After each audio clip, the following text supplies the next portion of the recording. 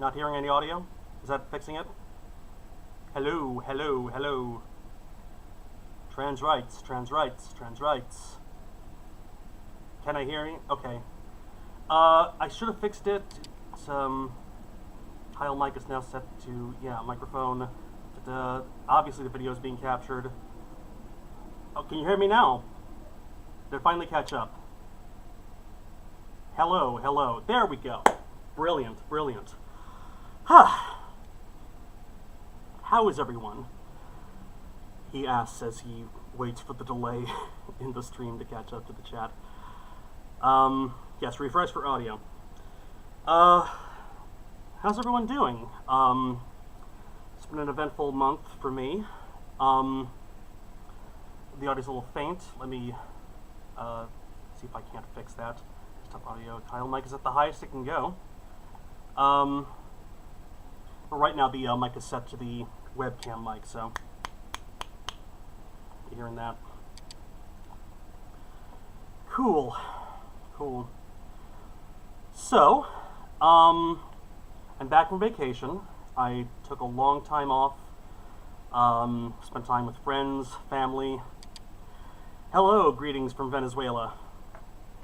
Hope you're all doing relatively well after last year's chaos.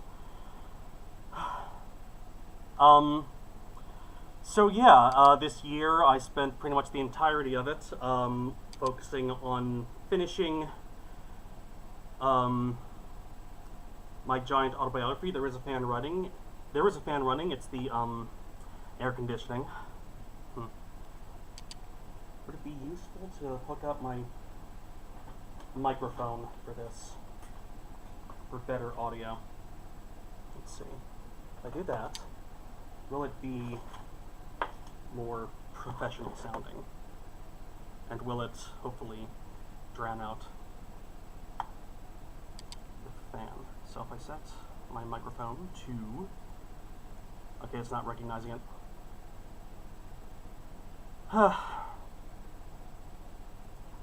Oh well, I guess lame audio is better than no audio. So I mentioned in the previews that I have a couple announcements. I'm gonna get the big ones out of the way first.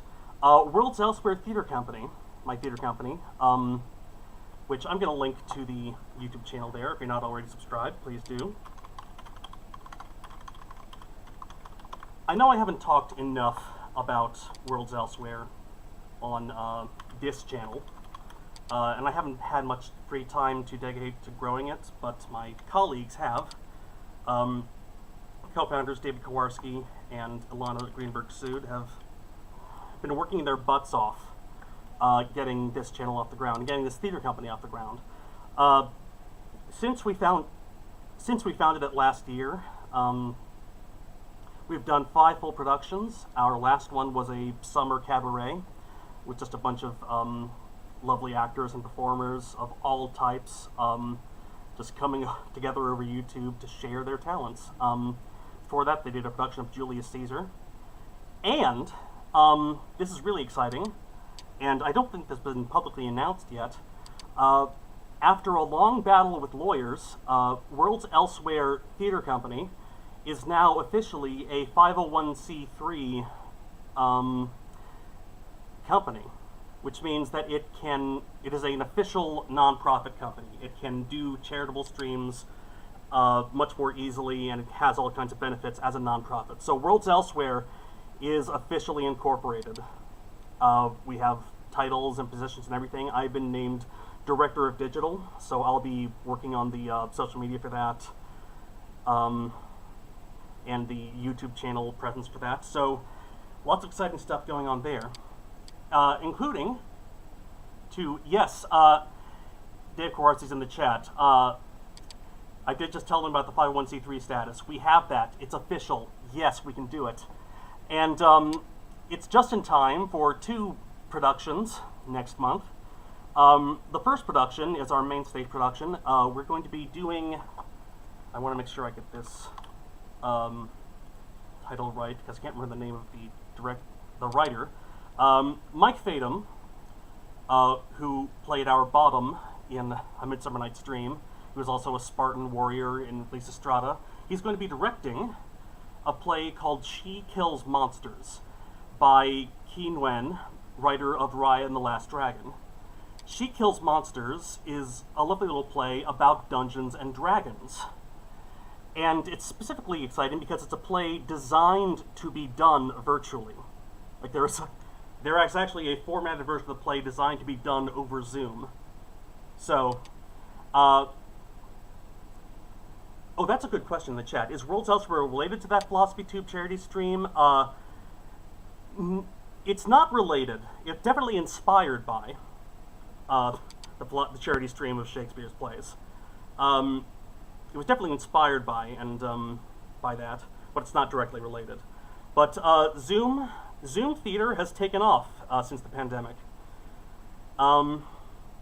Honestly, like a lot of people have had this idea, and a lot of out-of-work actors, a lot of out-of-work directors have taken to Zoom to do all kinds of stagings virtually. And as the pandemic continues, and it is still going harder in some parts of the world more than others, we want to keep that like accessibility open to everyone. Now, the production of She Kills Monsters will be invite only. It will be ticketed.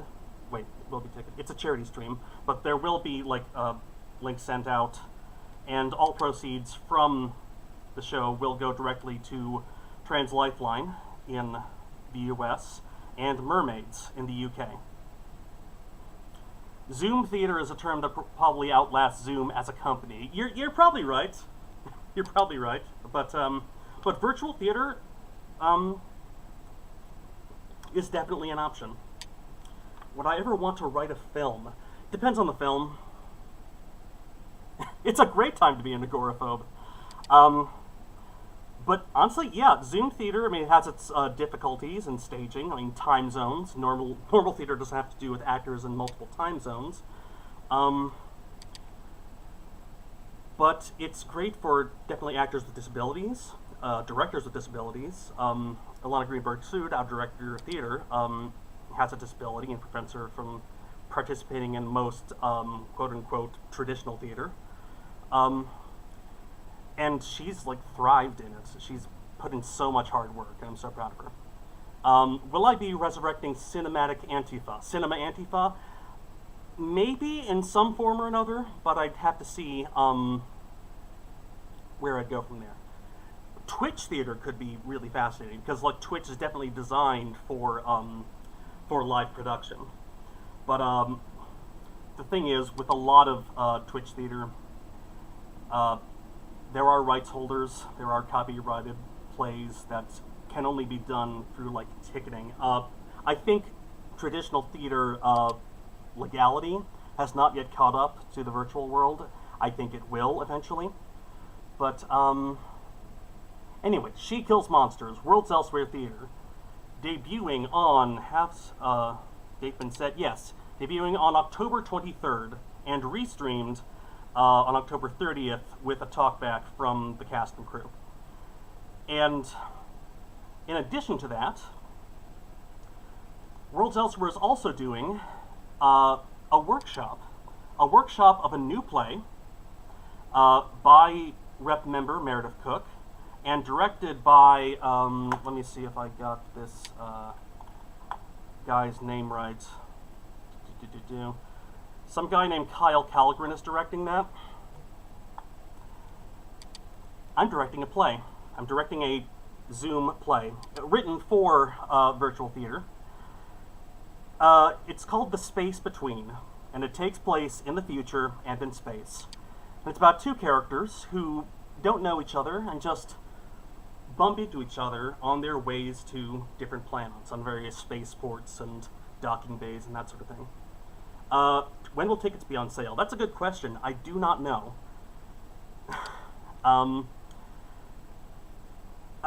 don't know when She Kills Monsters tickets will go on sale. Dave, are you in the chat? Can you answer that? I did not write The Space Between. Meredith Cook, Worlds Elsewhere Theater Company rep, she wrote it. We've done a workshop already within the repertory itself. And we've taken notes from the rep to see where this play can go, and we're going to reconverge and reconvene with a new script and rehearse that. And that will be streamed on Worlds Elsewhere on September 25th, I think is the right date. Let me make sure I'm getting that right. Previous day calendar.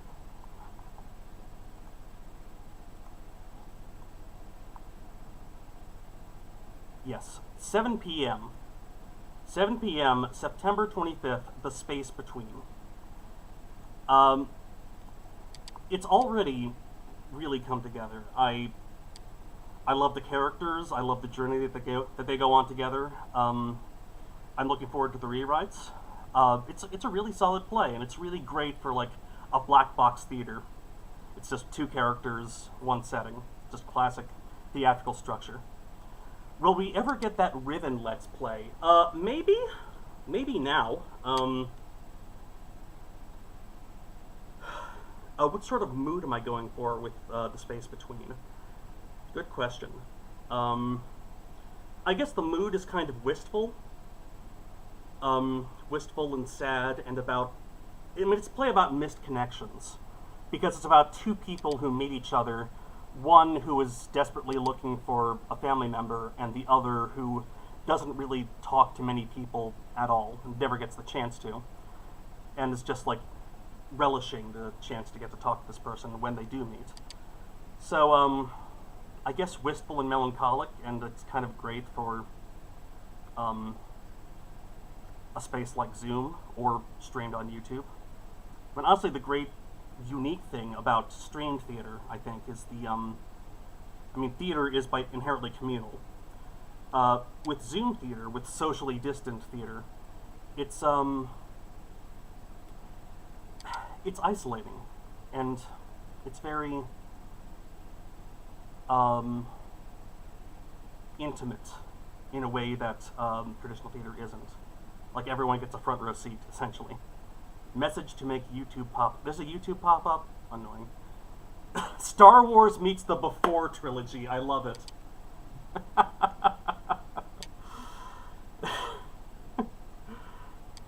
I gotta tell that to Meredith. Star Wars meets the Before trilogy.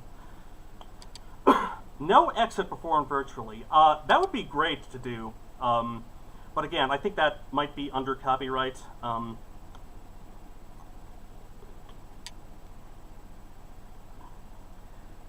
But again, right now we've gone through a bunch of things with She Kills Monsters, with the rights holders on that, because even though it's designed to be performed virtually, there are certain like limits. You can't put it on YouTube. It's on a pre-approved platform, and it has to be like something with a limited accessibility. So like a link, a Zoom link, given to just people who sign up for it in email or something like that. You can't get streaming rights for No Exit. Believe me, we tried. That sucks. No escape key. So yeah, those are the two big announcements, three big announcements about Worlds Elsewhere. One, we are officially a non-profit organization that can do charity streams, and we hope to do many more in the future. Two, She Kills Monsters, October 23rd, and restreamed on October 30th. Check out that. It's going to be fun. It's going to be... I haven't actually read the play yet, but I was sitting in on the tech brainstorming session. It's going to be done in the style of real play D&D sessions, so something like, what is it, D20? On College Humor, that show, with... Brandon Mulligan. It's going to be in that kind of style. And so we're already making like overlays and like a full setup for that. So that's going to be fun. And again, September 25th, The Space Between. A Zoom play in space in the future about misconnections. I hope you're doing well and staying safe, man. I am doing well. I am doing well. I'm staying safe. I am in Queens and Woodside. There was a lot of there was some flooding where we were around. Um, have I read anything by Neil Gaiman? Oh yes, yes. I had a big Neil Gaiman phase in college. In fact, The Space Between very heavily inspired by Gaiman in ways that I don't want to give away. But anyway, those are the couple big announcements, and also in a an announcement much closer to home, I'm going to be revamping my Patreon a little bit. Let me see if I can get the... I had too many documents open. My tabs. Too many tabs. Sorry, I'm just staring at Google Docs. I'm sure this is just utterly riveting streaming. I have too many tabs open. I should have taken care of this before I started streaming.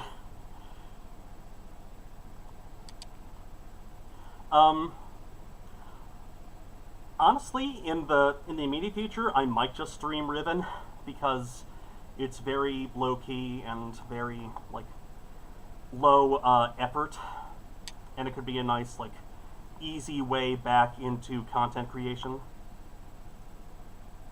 How would you change theater education at various levels? I would make sure that theater education actually exists, because it seems like it's one of the first things to get cut. And I'd also try to make it so that it focuses more on its strengths as a community builder. I mean, that's why I got into theater in the first place. It's about building a community, and definitely Worlds Elsewhere on our Discord made a lot of good friends, made a lot of good colleagues. Would Worlds Elsewhere ever consider doing a play by Molière? Possibly, depending on the play. Any favorite Lars von Trier film? I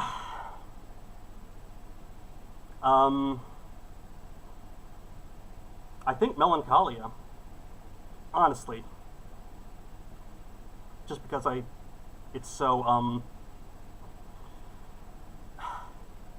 emotionally close to me. Riven, Adventures in Linguistics and Plumbing. Oh, I should definitely stream Riven soon. Have you watched, like, Water for Chocolate? Not yet. I definitely should. You mentioned the past of your love of the Extraordinary Gentleman. What do you think of the final volume, The Tempest? And right above that, there's the question, have you seen the movie The Show, written by Alan Moore? I have not. I definitely need to. But, I have not seen Annette, either. I've not seen Annette. I need to. I mean, I love Leos Carax. Adam Driver has evolved into such a fantastic actor and such an interesting actor. Just the choices that he makes are really engaging and inspiring almost. And I need to see Annette. Melancholia hits different during the pandemic. Oh my god, yeah, right? I was actually in a group therapy session talking about Melancholia when the pandemic hit, because I thought, oh fuck, the world ended and everyone's fine. Lars von Trier did say that he understood Hitler, and it was an edgy joke, and it was a very stupid joke. I could revisit Melancholia, but honestly, if I did do that, I would want to revisit it as a revisit of Lars von Trier as a whole, because, I mean, like, my first review was Antichrist, Lars von Trier's Antichrist. It was also my first von Trier, and I've just fallen into such a rabbit hole with him and his stuff, and he's such a terrible person, and terrible in a way that I unfortunately understand. That I think I need to talk about him more. I need to talk about... I haven't said anything about Nymphomaniac 1 and 2, or The House That Jack Built, which is actually really funny. The House That Jack Built was a lot more funny than it had any right to be.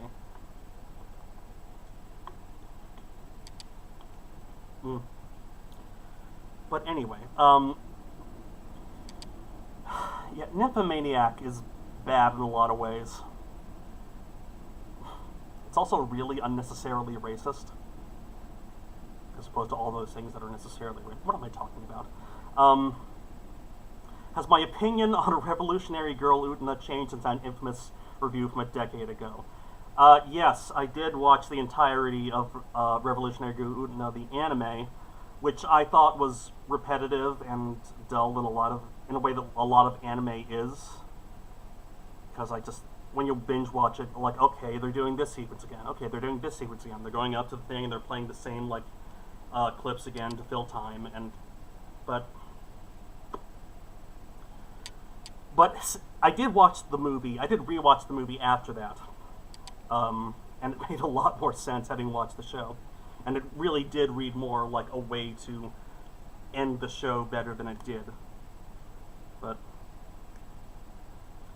Lars von Trier was raised by a bunch of communists.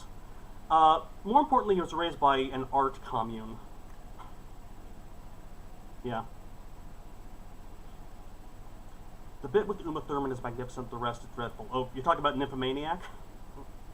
Or House That Jack Built, because she's in both. Although she is amazing in Nymphomaniac. Can my children see the whoring bed? Just greatest living actress. Yeah, House That Jack Built feels like Lars von Trier looking back at his own career and thinking, how the fuck did I get away with doing all of this?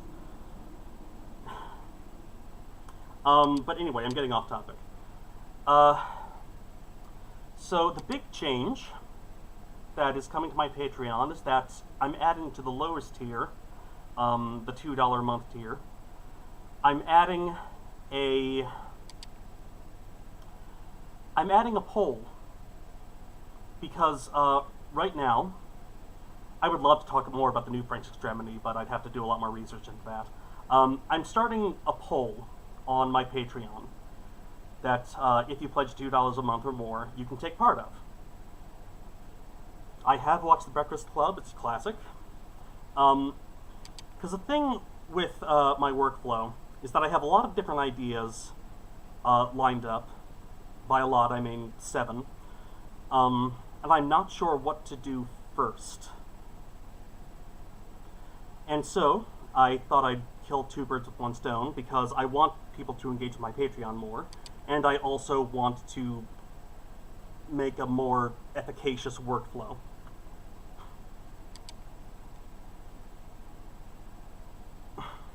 Sorry, I just read the House of Jack Built's comment.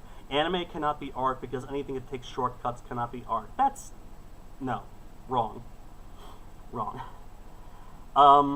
I should totally talk about Kent Branagh's All Is True. I've got a lot of requests for that. And I do like that a lot. But, again, that's not actually on the docket. Right now, I have a list of 7 videos that I've been planning to make for a long time. Some of them are actually partially written, but all of them require more research, and all of them are any of those Patreon suggested topic episodes left in the pipeline. A couple, I need to pick them up, but I need to revisit them again. Again, long term. Anyway, who wants to hear the 7 videos that I have lined up for now? Anyone? I'm going to wait for the chat to catch up. I have the list here. Who wants to hear the list?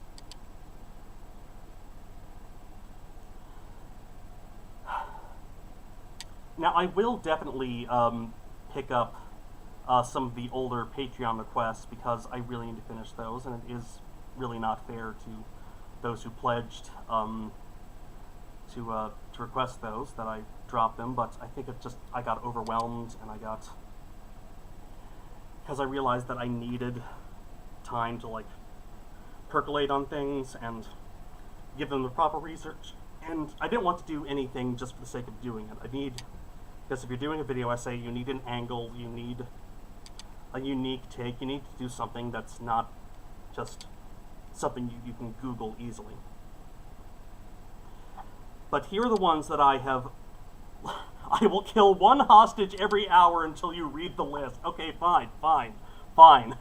The will, we must have the will. Yeah, Julius Caesar, thank you. Okay. So, of the 7, and I'm going to make a Patreon poll immediately after this stream is done.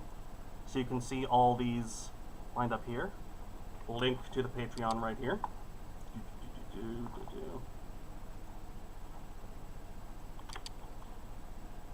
So, idea number 1. Parasite. English language movies. This is one of those ones that's been in the back of my mind for a very long time. Chunks of it are already scripted. I have clips picked out for like several different sequences. It's about the movie Parasite by Bong Joon-ho, Best Picture winner at the Academy Awards in 2020. And it's about Parasite's use of the English language. Because, you know, when it came out, it made headlines as the first Best Picture winner that is not primarily in English. It is in Korean. But also, if you go through that movie and just, even as a person who doesn't speak Korean, you notice a lot of different English loanwords popping up. Even before the Kims, the lower class family, meet the Parks, when they're working for a pizza company folding boxes, that pizza company fires them because it's bad for their brand image. And they use the English words brand image when talking about themselves instead of a native Korean one. And of course, the incident that sets off the whole plot is that the youngest, the boy, Kim, gets a job with the Parks as an English teacher. And I thought there could be a lot in there about the different English loanwords and phrases that pop up throughout the film and how they're used. Like, the upper-class family uses English a lot. Like, definitely the mom drops a bunch of English phrases to seem, like, cool. Kim Park? oh, like Ken Park? No. Kyle does the entire review in Korean just to piss off English speakers who don't want to read subtitles. I don't speak a word of Korean, is the thing.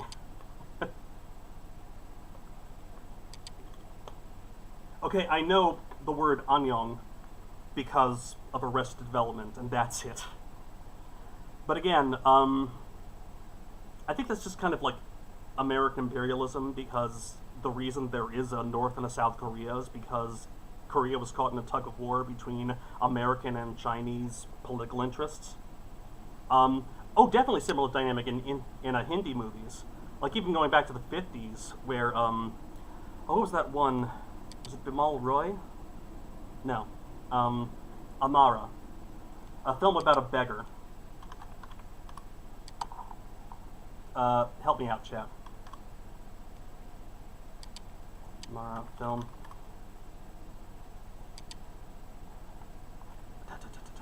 I'm blanking on the name, but anyway. Film about a beggar, and it opens with a court hearing about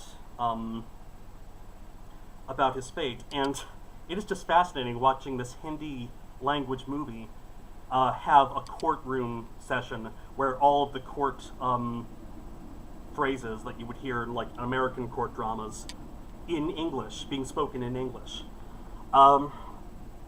Because, you know, Raj Kapoor, thank you, Raj Kapoor. Bimal Roy is totally different. Hindi cinema is a big blind spot for me. Asian cinema in general is a big, will I also address Chinese loanwords in the film? I don't know as much Chinese, but I don't doubt that there are a lot. Because, I mean, Korea is, you know, being placed in between Japan and China, and constantly being caught in a war between larger imperial powers on their way to fighting each other. Yeah, a lot of Chinese loanwords, a lot of Japanese loanwords. And a lot of American culture in that film. Particularly, I gotta talk about Parasite's use of Native American imagery, indigenous imagery. Um, I mean, like the kid, the rich kid is fascinated by cowboys and Indians, and he sleeps in a teepee, and he wears, like he has his employees wear Lakota war bonnets at a birthday party, which is totally an American thing. So Korea equals Poland, got it. You're not wrong. Check out Accented Cinema. I absolutely have, and that's been a huge help to me. Accented Cinema is great. That's really great. Would I ever cover Latin American films? Totally. If I had one that I really wanted to talk about. It depends on what it would be. I usually gravitate towards individual films or individual directors rather than whole cinema nations necessarily. But anyway, Parasite English language movies is one of the options that I have, and it's the one that is most fully scripted. The next one is the top 20 comic book movies of all time. I just want to do a video listing the top 20 comic book movies of all time. I will not say what my top 20 comic book movies of all time are, but I will say that both Avengers Endgame and The Dark Knight are honorable mentions. So, that's going to be fun. They are all comic book movies. I mean, the list of the 20, they are all comic book movies. But anyway. The next one, the third one, is Network. Thoughts on being mad as hell. I mean, Network, timeless film, absolute masterpiece. Lots has been written on it, a lot. I don't know how much I can add to talk about Network, except I do want to talk about two films that came out in, I believe, 2016, that both talk about Christine Chubbuck. Christine Chubbuck being a Florida news anchor who was working in the 70s, who infamously killed herself live on air. And she planned it. She had a whole suicide speech. You could totally do Network if you want to. I mean, there's a lot to talk about Network. But Christine Chubbuck, in the 70s, killed herself live on air.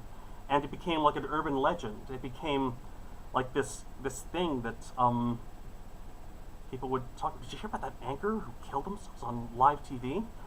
And Christine was a movie based on that. Let me bring up the info on that to make sure I...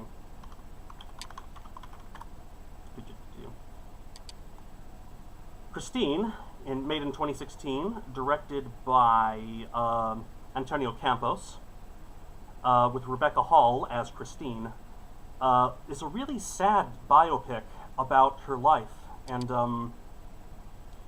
leading up to her death, and how distressed she was, and how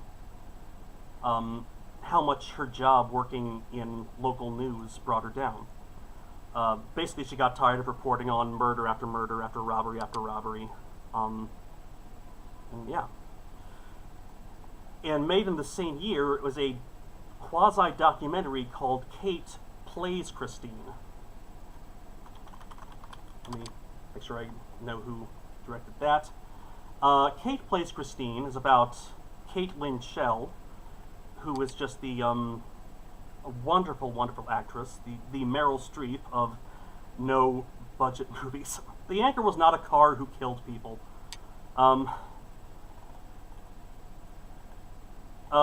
Yeah, Kate Plays Christine is a movie by Robert Greene about an actress who researches the life of Christine Chubbuck and tries to understand why she would kill herself live on air.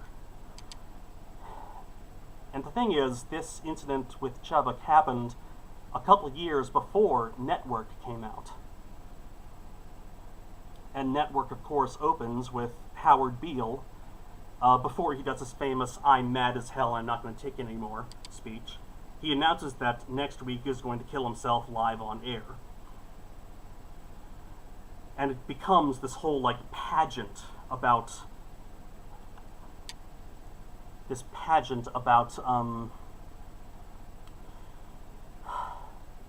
media and its overwhelming nature and how little it actually affects political change. And it's going to be kind of about YouTube, honestly. When I do that video, it's going to kind of be about YouTube. Because we are all mad as hell. And we all have a lot of reasons to be mad as hell. A lot of really good reasons. Some of us more than others. And it's about the psychological toll that takes. And it takes a toll on Howard Beale. I mean, Network is arguably about a mentally ill man who is exploited by his network for ratings. Until they can't exploit him anymore, and then they kill him. Not a Greek tragedy, it is a Baconian tragedy. Not Baconian. Jacobean, definitely. I'm mad as hell, and I'm not going to get false flagged anymore. Definitely, definitely. But will involve Ned Beatty literally driving a man insane. Possibly. Speaking of YouTube, will you ever cover another M. Strange movie? Maybe. I'm actually subscribed to M. Strange, though as I understand it, M. Strange has changed their handle. But yeah, they're still making movies, and the second clock in my hand's broken. Oh no, that's not the second clock. The second clock that you think you're seeing is actually the day handle. Right now it's pointing to Sunday, and it goes around through the days of the week.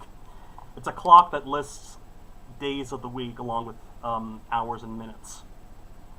It was a gift. Great gift. So anyway, Network. I'm gonna take her on that, if that wins the poll.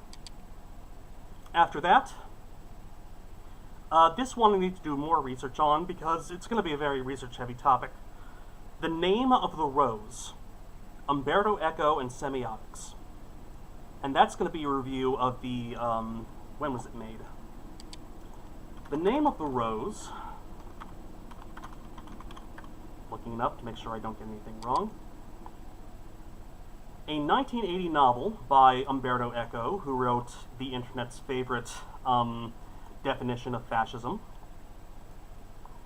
And it was turned into a movie in 1986, starring Sean Connery, F. Murray Abraham, a very young Christian Slater. Ron Perlman's also in it. He's great. Directed by Jean-Jacques Annaud. Also directed Quest for Fire, 7 Years of Tibet. And The Name of the Rose, fascinating novel. It's a murder mystery. It's a murder mystery set in medieval Italy, in a monastery. And I want to talk about this movie because I have seen a lot of people on the right dismiss Umberto Eco's definition of fascism because he was not known as an anti-fascist scholar by trade. He was known as a novelist, primarily. And that's true. That's absolutely true. But that framing ignores what his novels were actually about. Because Umberto Eco was primarily a semiotician. And he's written a lot about semiotics. And it's really, really dry. I mean, I think his short essays are much more entertaining. His work on semiotics is incredibly dry. But his novels are where those ideas really take off. The Name of the Rose, as I said, a murder mystery set in a monastery, giving away the plot here, but it's about a monk who wants to keep a certain book from being hidden. That book being Aristotle's treatise on comedy. I mean, Aristotle wrote about poetics, of course, and he wrote a lot about tragedy and its structure, and we use a lot of terms that he used to this day, like catharsis, and he was the one to come up with the idea that a tragic hero must have a fatal flaw, and basically gave tragedy a legitimacy and a structure that writers would use for centuries, millennia after that. And of course, if he wrote on comedy with the same level of insight and the same level of structure, what would that do to culture? I mean, it's possible that Aristotle wrote about comedy. We don't have any writing of that because a lot was lost over the millennia. And the person doing the murders in the novel, I will not say who, it's a movie worth checking out. The person doing the murders is trying to prevent anyone from reading this book. It's a book about censorship and creating a past that will fit the present. I mean, there's a talk in the novel between two monks about whether it's Christian to laugh, because Jesus Christ was, of course, depicted in the Bible crying. Famously, the shortest line in the Bible, Jesus wept, 2 words. He was depicted as enraged when he threw out the moneylenders in the temple, but Jesus was never depicted laughing. So, therefore, is it Christian to laugh? That sort of thing. And also, worth mentioning Eco definitely now, because one of his other big books, Foucault's Pendulum, is about 2 medieval scholars and their friends in the 20th century, when the book was written, talking about conspiracy theories and the Rosicrucians and the Templars and all them stuff. All those secret societies that people have said control all of society for millennia. Talking about like the actual historical Knights Templar and how they've become like this gigantic thing in people's minds as the secret keepers of power. And essentially, they create their own secret society out of bits and scraps from everyday medieval life. And by doing that, that society becomes real. Like they pull a document from the archives that's just very basic Latin words with a lot of pieces missing, and they turn into an entire mythos that then comes to kill them, because true believers in this mythos, in this plan, in the Great Plan they call it, track them down as, enemies of the plan. And then you find out that the document that they used as the basis for their plan was a monk's grocery list. And since we live in an era where there's a gigantic conspiracy theory about globalist elites controlling the whatever, like supposedly, that got started over people ordering pizza. Like QAnon sprang out of like Pizzagate and stuff. Foucault's Pendulum is very relevant right now. So some producer talk about that. Yeah. So that's the 4th video. The 5th, I just gotta come back to this, bisexual lighting redux. Because I have more thoughts about bisexual lighting. I mean, when I made the first video, I didn't think all of my points through well enough, I think. I got a lot of the science wrong, and more importantly, it wasn't really about bisexuality. I mean, for a video about bi lighting, I didn't talk about bisexuality or what it's like to be bi. Because, like, I want to end the video by coming out and have, like, the piece end on that note. And I guess it was more important to, like, say that emotional truth than, like, talk about it thoroughly. Also, I think I was talking about a trend that was already at its height. So like, when I made that video, there were movies that came out like weeks, months after that video came out that I just had to talk about. Like, there's an adaptation of H.P. Lovecraft's The Color Out of Space, which uses that magenta and blue palette throughout. The color out of space is bylighting.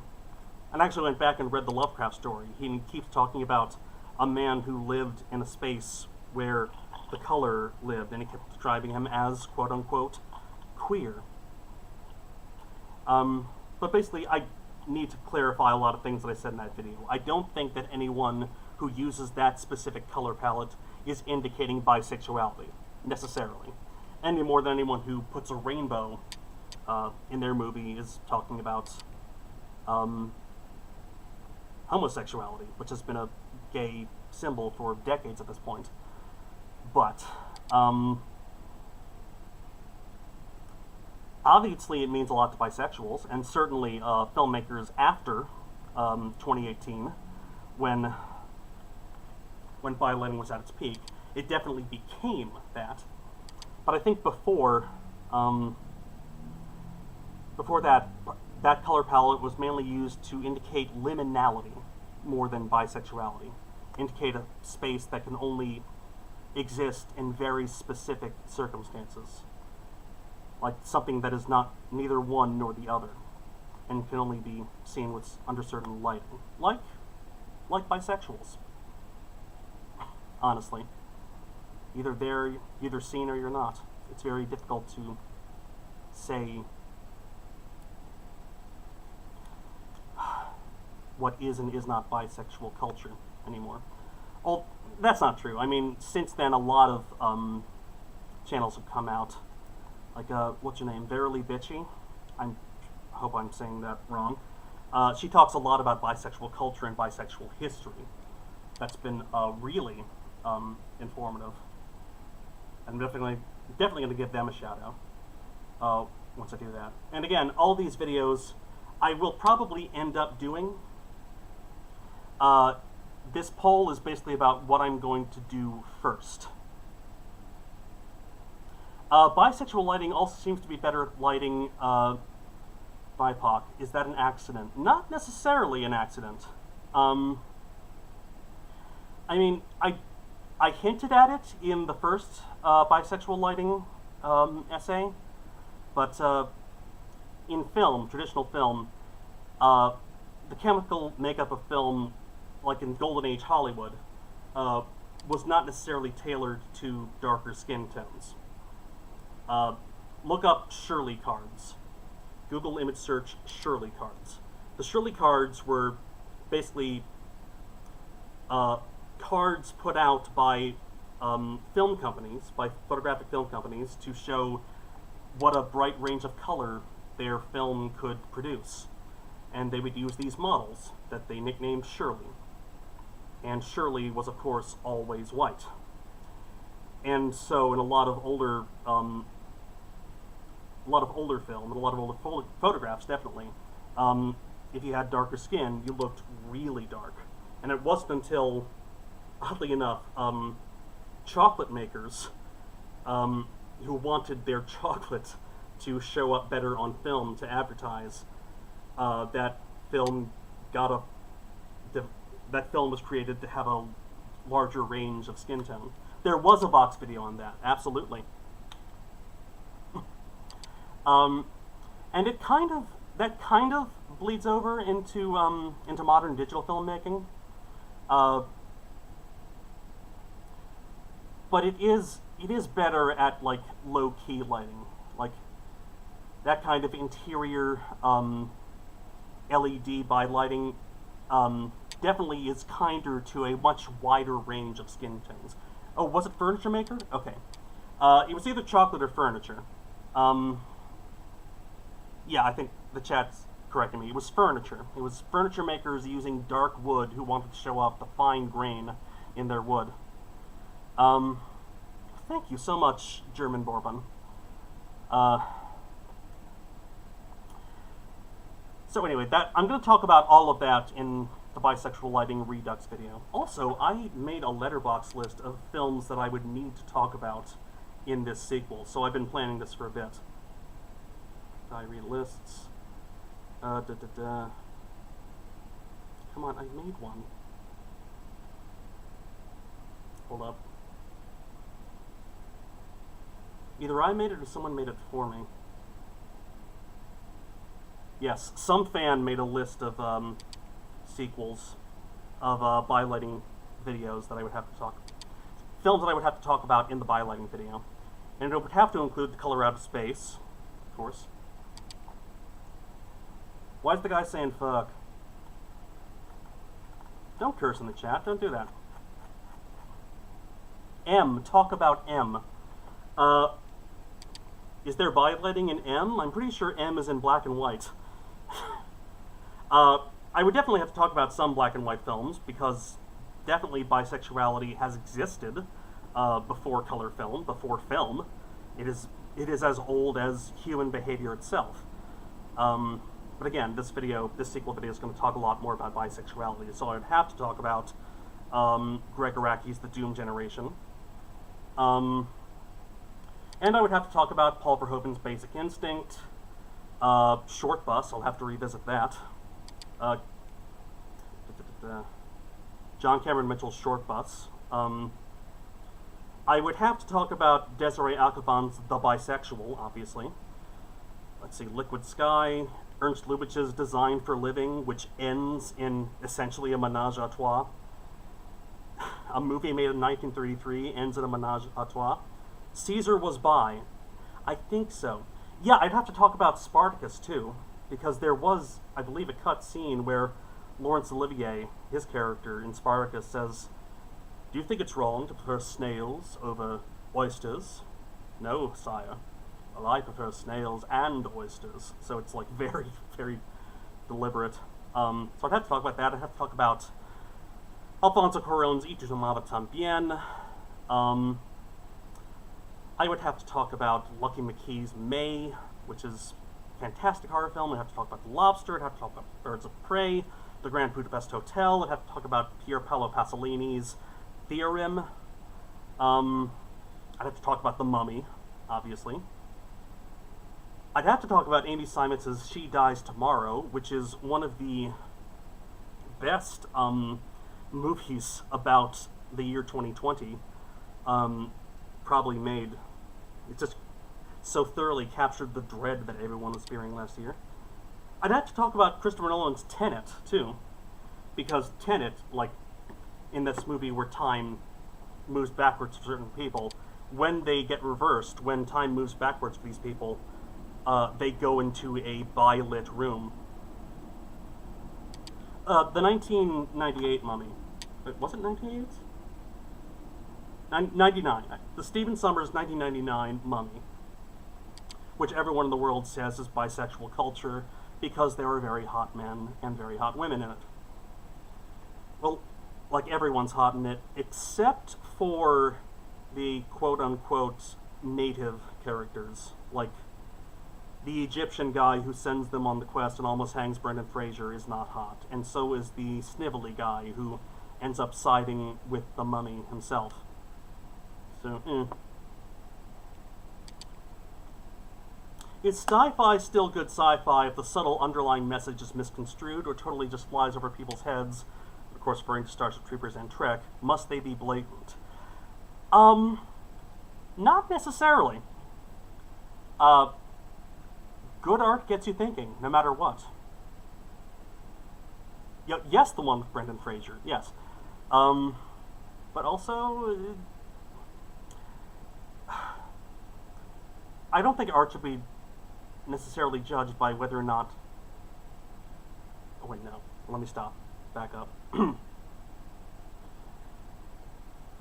Even if the message is misconstrued, it's still heard. I mean, even if Starship Troopers was quote-unquote misunderstood, it was still heard, and we should talk about that complexity, that nuance, that legacy.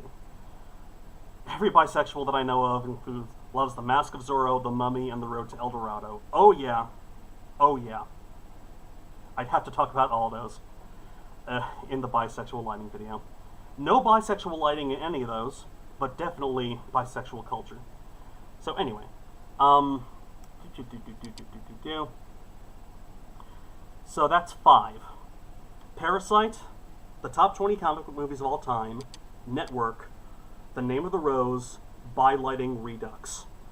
And so the 6th is basically going to be me riffing on Jenny Nicholson's format, and I'm just going to be a super long deep dive of me sitting on the couch talking about something that I've been obsessed with for a very long time, The League of Extraordinary Gentlemen, which I have been obsessed with for a very long time. Happy Together by Wong Kar-wai, definitely. So, The League of Extraordinary Gentlemen, I've been thinking about a lot, definitely this past year,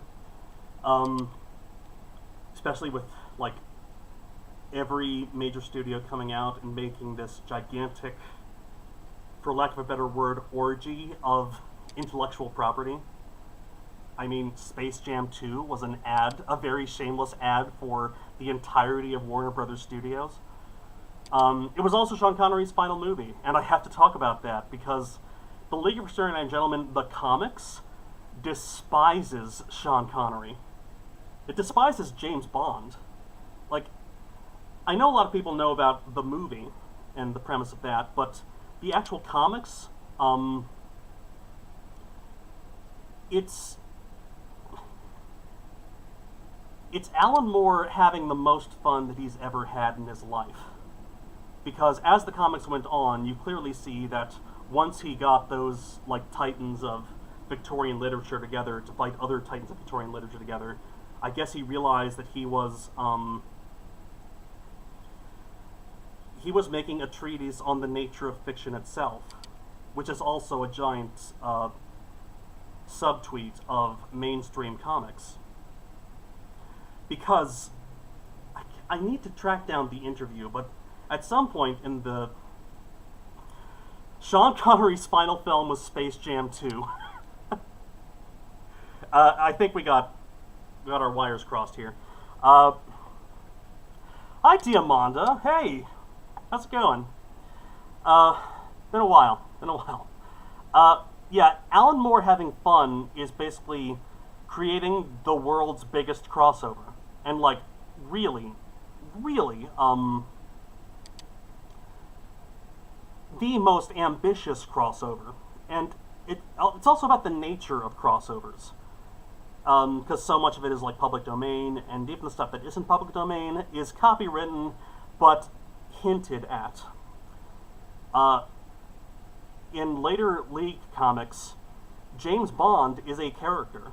I mean, James Bond is, of course, owned by the Broccolis, but apparently, in comics, you can totally have a character who is white, English, wears a suit, has a lot of fun spy gadgets, is a member of MI6 and does secret agent work. He orders martinis, and he's deeply misogynist. And you can have all these things happen in a comic as long as you never actually call this character James Bond. He's referred to as Jimmy. At one point, he's referred to as the descendant of Campion Bond, a character named Campion Bond. And later, he's called M once he's promoted.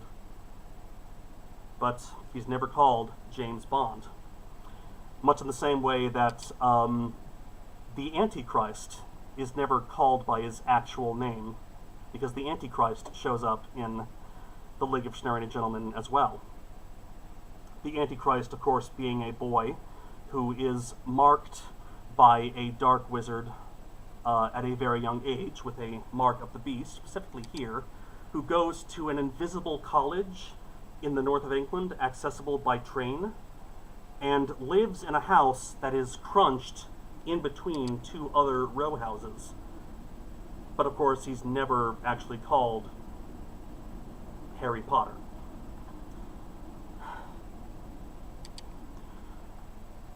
Hey Jasmine, how you doing? It's okay. This is going to be available for everyone to watch later.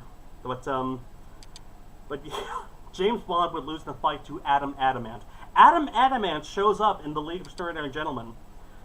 I've always found the League fascinating because the longer it goes on, the longer it went on since ended with the Tempest, which I do have thoughts on, and I'll probably talk about them in the final video.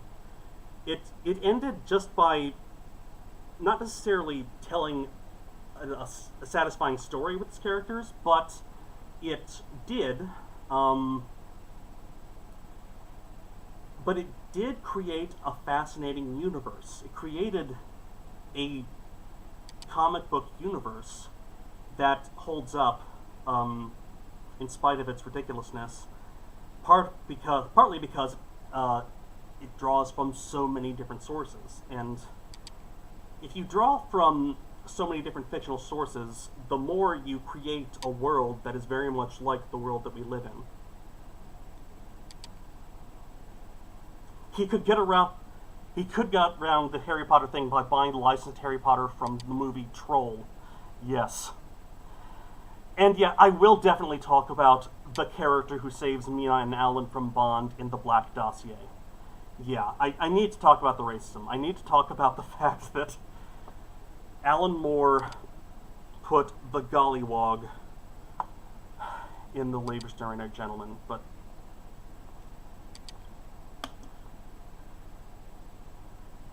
not only did he put the Gollywog as a main character in the books, but he also like retconned the Gollywog so that he's an alien.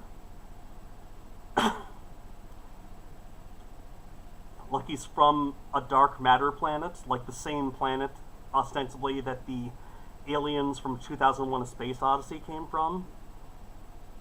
Like the ones who made the black monoliths. But I need to talk about that because there is so much in League that is very apologetic of British imperialism. I mean, it's definitely critical of American imperialism, but it doesn't really take that same insight into British imperialism.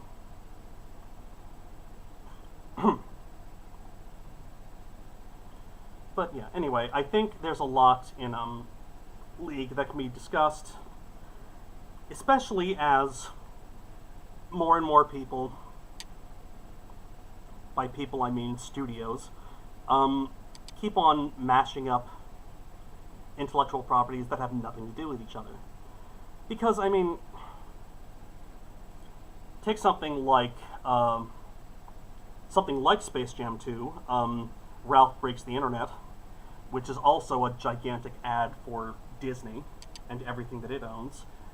I mean, Star Wars has very little to do thematically with the rest of Disney's intellectual property, including the princesses, including you're the second person to mention the show, Alan Moore's The Show. I need to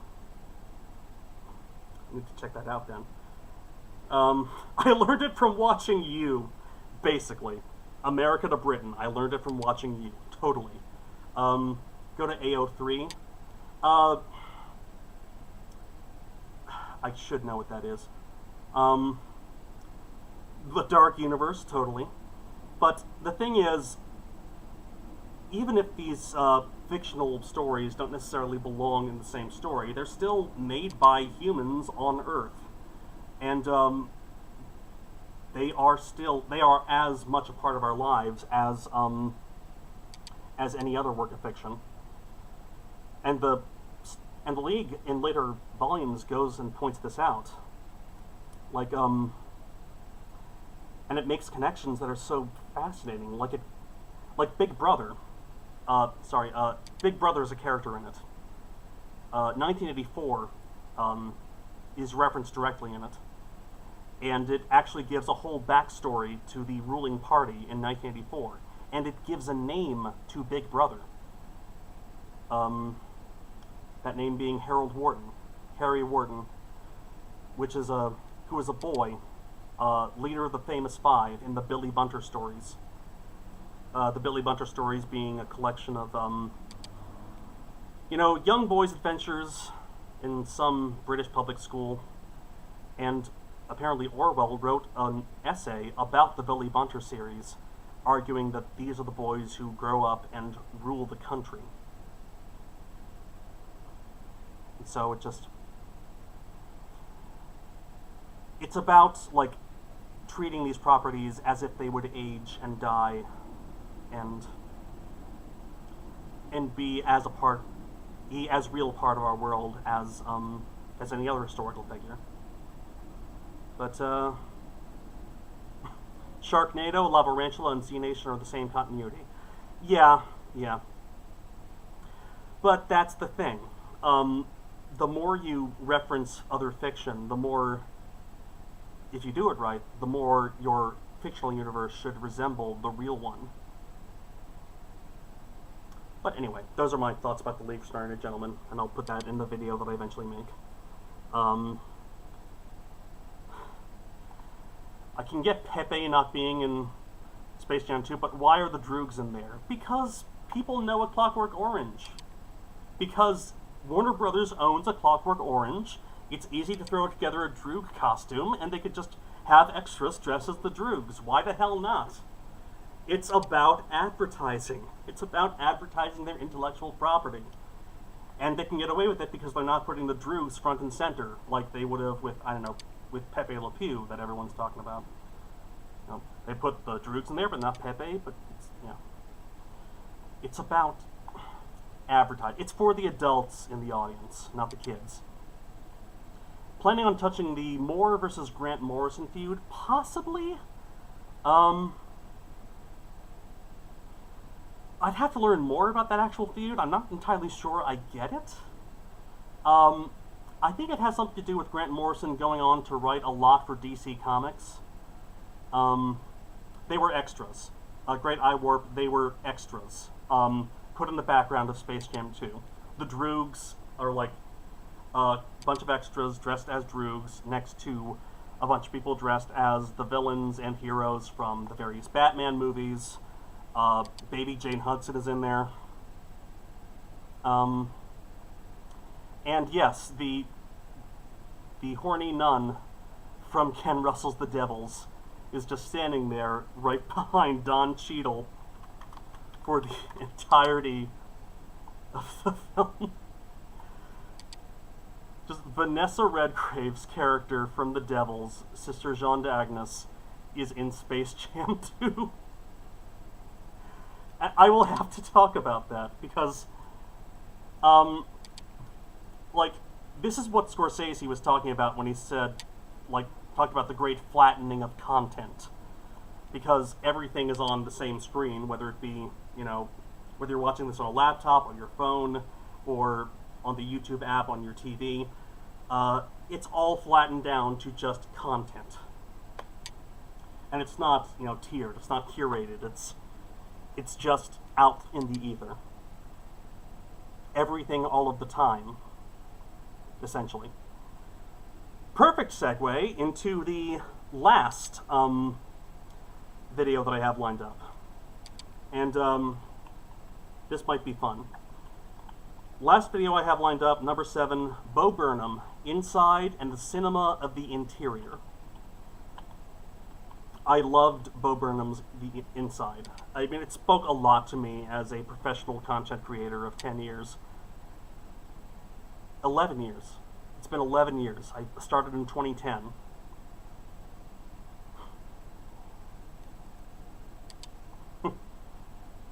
Fusion Space self-plug here. I have got a lot of both more and more on my channel.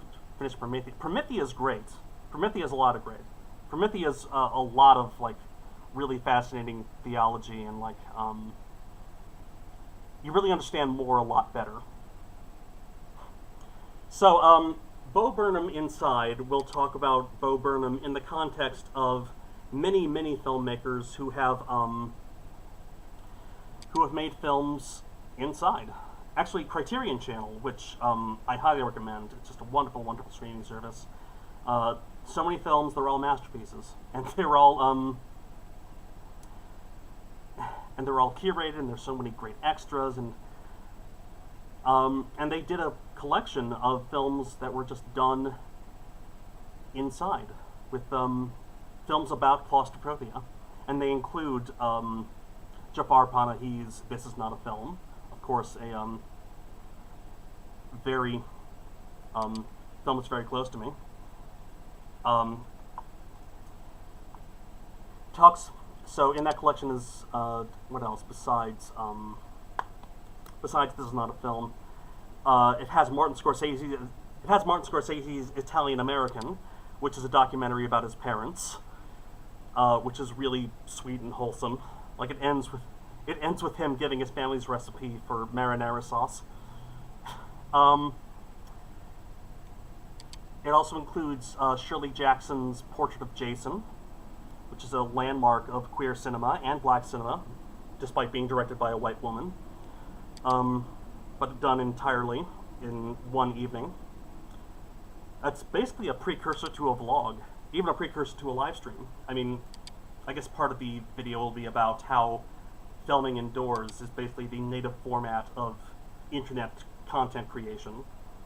Hey guys, this is my background, look at my books, look at my wall, look at the stuff. The cinema of the interior is the native format of the internet. And it has evolved since the beginning of cinema. Like, it used to be the norm with shooting in an indoor studio space with lighting that could be controlled. Then it moved outdoors, then studio sets came along. And then filming just in your own house became an art form unto itself. I mean, Maya Deren's, the Maya Deren classic, Mist of the Afternoon, shot in her own house, and very much a film about being trapped inside with nothing but your own thoughts. It does need more DVDs. I'm actually, like, blocking, yeah, wait, let's say. DVDs are right there. Just let me put, I should really get back to filming in front of that bookcase, shouldn't I? It's actually two bookcases. But, oh! So that's all 7, but I also want to show you this on the stream. Got this last year. This is the sketchbook that I used for Starship Troopers episode. And this is just something that I did one rainy night. Just tried to do a face. I also did this face out of just charcoal. Like, at the beginning of the pandemic, I got a sketchbook to see if I couldn't, like, make that. And so I did this. And then I realized I could use these layered on top of these. And then I made a bunch of other, that's Thor, ignore that. Made a bunch of other sketches. And this became the passport photo that I used for the Starship Troopers episode. Okay, just took all these images, filmed them, turned them into stills, overlaid them with various opacities and, like, blending techniques, overlaid them, animated them, and made them into this, like, misshapen mess. Like, I tried to give them all the same basic features, like especially the mouth, the big gaping mouth where the cigarette butts come out. I just turned that into my self-portrait. What happened to my anti-fascist videos? They're still up. They're still up, they're just unlisted. If you go to the third Starship Troopers video,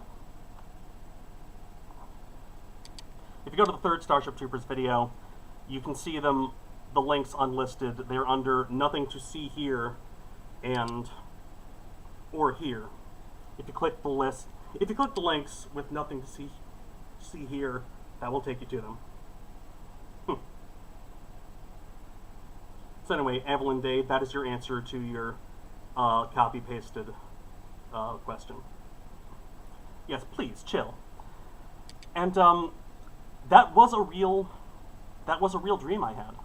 That was an absolutely real dream I had when I was, I think 13, 14. It happened within a year after 9/11. Hey, Trickster Bell. Good to see you. Missed you. Was a real dream, and I did remember it vividly because in our theater class we did dream therapy for each other. It was an acting exercise.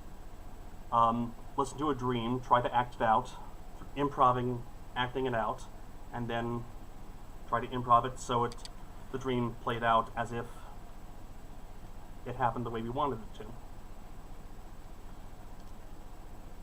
But yeah, that was a real dream.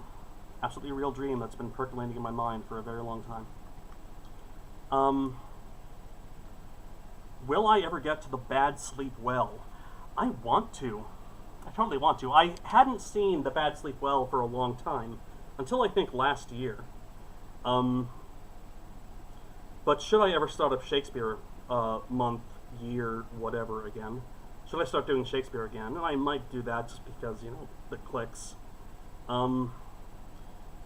It would be fascinating to talk about, especially the structure, because it's essentially Shakespeare as a film noir, and it turns Hamlet into a film noir very, very easily just by moving scenes around.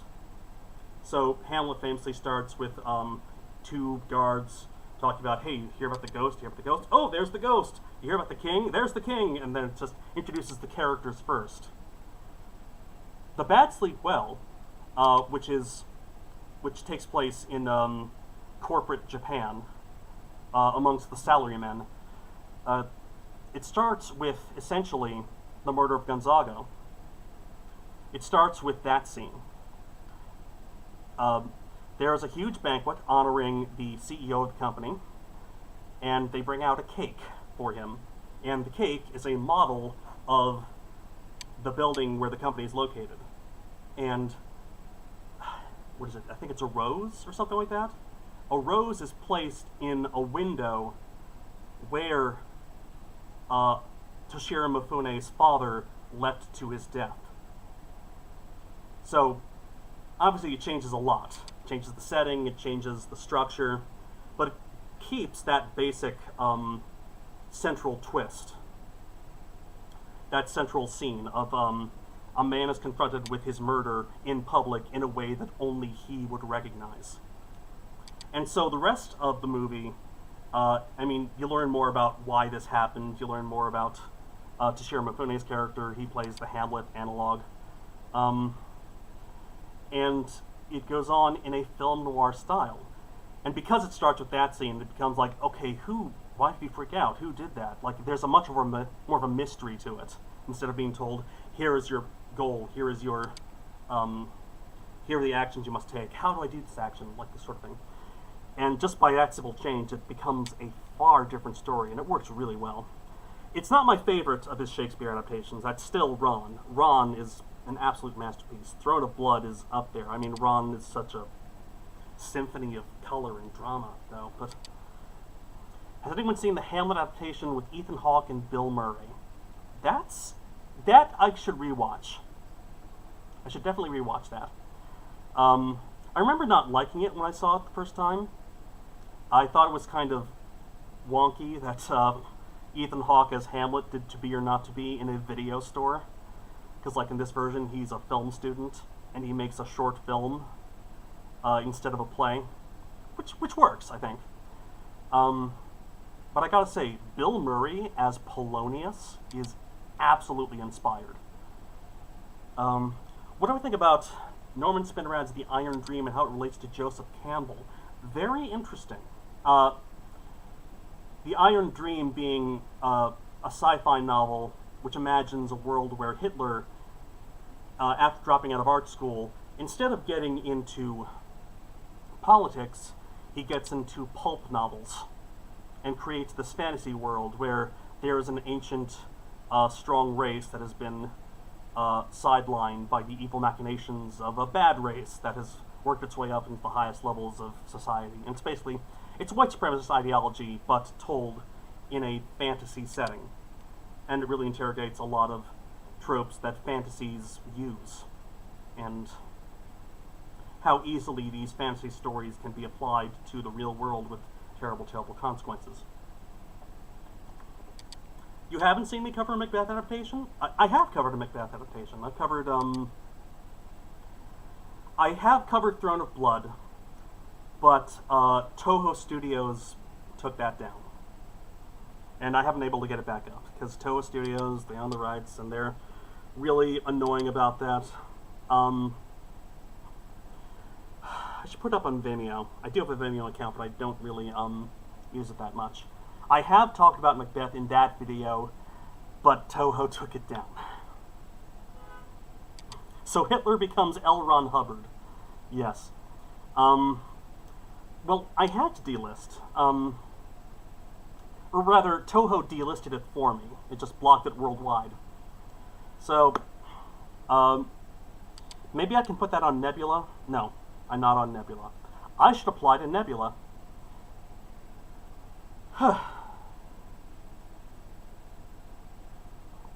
Any plan on doing essays on more video games? Depends on the video game, honestly. I might do Riven in the next couple of weeks, just as a nice, like, thing. I mean, the Let's Plays aren't as popular as the other stuff, but then again, I haven't been gaining subscribers recently. Oh, the Onibaba part got reposted. Oh, I didn't see that. That makes me happy. I'm glad that someone's out there circulating the tapes. What's my take on Ken Russell now? Still wild. Even wilder than I thought, having seen more of his filmography now. Yeah, I want to apply to Nebula, I just don't know how to. And Dino Jake is right. Toho is very copyright stingy. That's why it's hard to talk about Godzilla on YouTube. How am I liking Disco Elysium? It's great so far. I've only gotten to the first day. I've stolen the boots. I've stolen the boots off the corpse. I tried to punch a racist and failed. All these people talking about Alan Moore's The Show. I need to watch The Show now. Is it streaming anywhere? The algorithm hates me. Clearly. And I don't know how to make the algorithm like me again. I'd wondered why you, of all people, weren't on Nebula. Honestly, it might be like a connectivity thing. I have been talking to a lot of people that I was connected to, and I don't know, maybe if I talked to them, they could have gotten me on Nebula, but I don't know. These last several years, I haven't been great at keeping up old relationships. But that's personal stuff. But, anyway. So we're coming up on... Oh my god, someone in the chat mentioned Bambi vs. Godzilla. One of the greatest short films of all time. I mean, it delivers what it promises. Bambi meets Godzilla. It's just... if you're going to do an art video, game essays, perhaps Metal Gear and Shadow of the Colossus, the thing about things like those, it's really easy to tell a neophyte from, like, a scholar on those things, because so many people have talked about Metal Gear and Shadow of the Colossus and all the philosophical implications and things like that. I'm trying to branch out to stuff that only I could talk about. Like, that's why I talked about Starship Troopers in the way that I did, because there were so many things that came up for me when I was writing Starship Troopers that I realized I would have to talk to my family about. Sell your soul to the algorithm. Well, yeah. Thank you. Yeah, I mean, it would be nice to be on Nebula. I know a lot of people who are on Nebula, and a lot of people who are great fits for Nebula. Like, Laura Crone does some great stuff. She also did a video about bisexuality. And it's also one of the best videos about, what is and is not bisexual culture I've ever seen. And she uses bi-lighting and sits weird in a chair while doing it.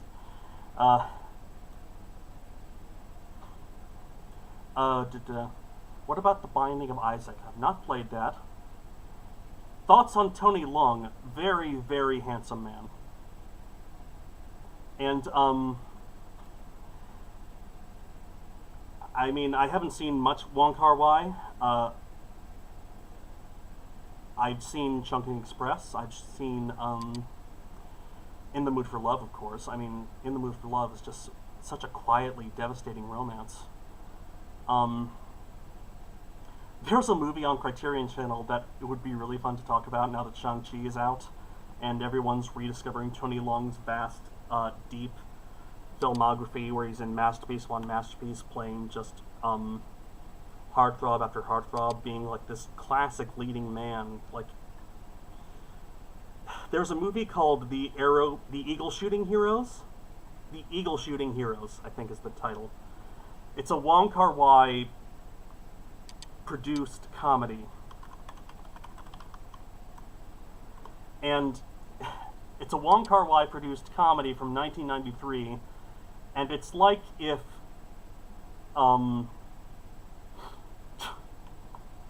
it's like if Power Rangers was drunk. Not Power Rangers, because that's Japanese, but it's very Peking opera, it's very wacky and doofy, and there's a bit where Tony Leung impersonates a duck. Tony Leung impersonates a duck.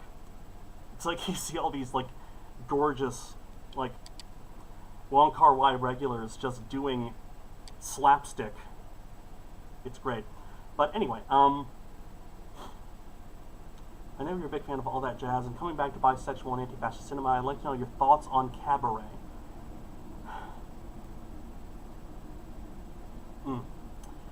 Maybe I should bring back Cinema Antifa. I should definitely bring back Shakespeare. Honestly, the reason I put aside Shakespeare is because I started writing a book, not writing a book, I started writing a video inspired by a book called Worlds Elsewhere, which quotes the same Shakespeare play that I named my theater company after. It's from Coriolanus. There is a world elsewhere.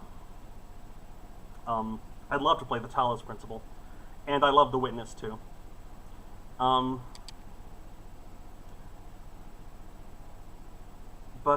I started writing a script about the Robben Island Bible. The Robben Island Shakespeare, it's also called. Because I realized I hadn't done anything Shakespeare-related set in Africa. And, the Robben Island Shakespeare, in case you don't know, it was called the Bible, because it was passed around prisoners held by the apartheid South African government for protesting against apartheid. It was called a Bible and was disguised with Diwali cards, Indian Diwali cards on either side to hide the covers, and they just called it their Bible, and the dumb Christian white jailers, I guess, didn't think anything of it. But it was actually a copy of the complete works of Shakespeare. And it included, as the prisoners would pass this around, it included people initialing their names next to their favorite passages. And the most famous signature in the Robben Island Bible is next to Julius Caesar, a line from Julius Caesar. Cowards die many deaths, the valiant only taste of death but once. And that passage was underlined by a man named Nelson Mandela. And when reviewing survivors who had actually written in the Robben Island Shakespeare book, he realized it was just something for them to read. It was just something that they could use to take their minds off of. It's just not, there wasn't necessarily anything inherent about Shakespeare or the English language or anything like that that made them gravitate towards it. It's just a piece of Shakespeare Apocrypha that happened to hold some meaning to people imprisoned there, because it was just there. But then again, you'd have to interrogate why that book was there in the first place. because were it not for centuries of imperialism, none of those prisoners would have been reading English anyway, let alone Shakespeare. Because when you do a whole series about like the history of Shakespeare performance and the history of Shakespeare around the world, you think, oh, Shakespeare was first performed in Germany in 15 something or other, like when Shakespeare was still alive. He was first performed in America in 16 something or other. He was first performed in Japan when Commodore Matthew Perry opened up Japanese ports by firing on them. It was first performed in India when under the Raj. And I realized, oh fuck, the history of the performance of Shakespeare is the history of British imperialism. And here I was just, I don't know. These past years I've had a real, like, crisis of conscience. Because I realize, like, so much of what I've done just hasn't been radical enough, honestly. Like, that's why I've been, like, so politically active on Twitter. I know it's annoying. I've lost a lot of followers doing it. I lost followers, doing the Starship Troopers video. I lost, like, a couple hundred subscribers. And I've lost patrons. Because of my, you know, attitudes. And my annoying political stance. But, that's also why I've been so anti-autorist in recent years, because I realize so much of my work is, and so much of film criticism as a whole, gravitates towards, you know, hey, look at this great artist, they're fighting, you know, roadblock after roadblock, they made all kinds of compromises, they cut so many corners, they did all this effort to make this masterpiece. It's like that's the autorist narrative. And I've been trying to figure out a way to talk about film and art in a way that feels right. You also blocked a lot of followers. Yeah, I did.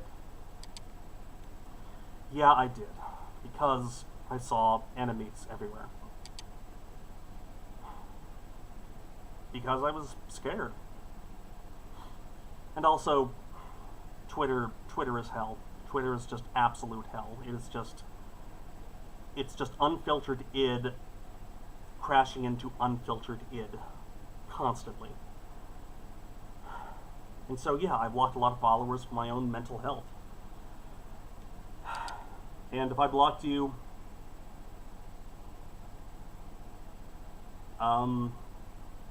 sorry, but also, maybe you shouldn't read my tweets. Anything you'd like to say about Chris Marker? Also interesting in terms of cinema and politics.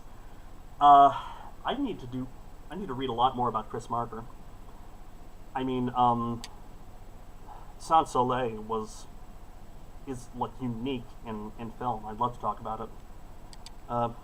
Yes, the id apocalypse. Actually, I should borrow that term when I talk about network.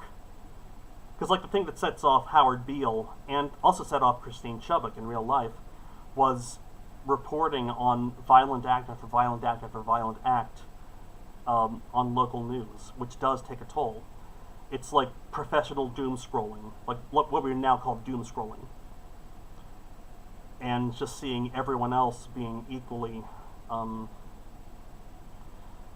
raw and disturbed online, and just being with that anger constantly. It does take a psychological toll, and we are all mad as hell. I googled Sandman Shakespeare Kyle Calgren BHH and it said no matches. Any thoughts on Neil Gaiman's version of Shakespeare and Sandman, A Midsummer Night's Dream? I do have thoughts about that. I would love to talk about Neil Gaiman.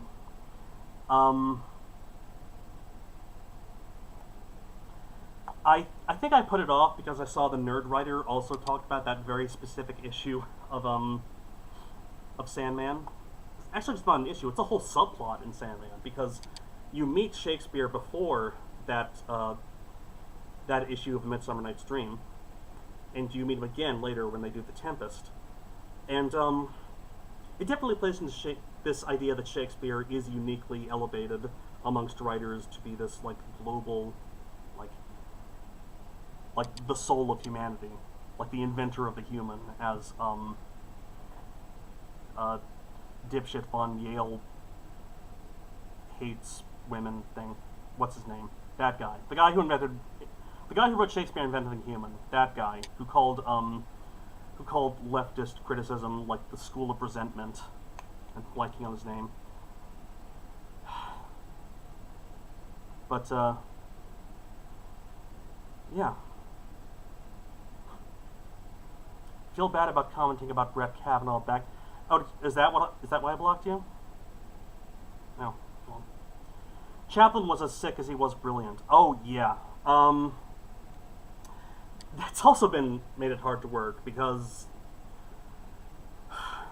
I mean, I wanted to talk about Chaplin's The Great Dictator because I do think it's a fascinating film and it is a fascinating aesthetic evolution. But yeah, also Chaplin liked underage girls. He would marry them often. He would often, meet them as teenagers and then groom them to be brides. And yes, it was terrible. Harold Bloom, thank you. Harold Bloom, that guy. But I don't know. I didn't know how to talk about that in the video without... I didn't know how to naturally integrate that into video. Hey, here's this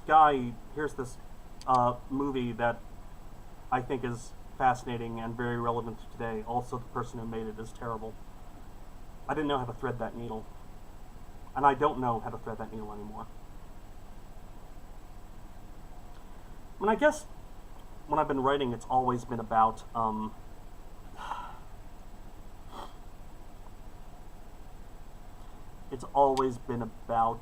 like, trying to pop the bubble of hero worship in film criticism. And I've always been anti-auteurist, I guess.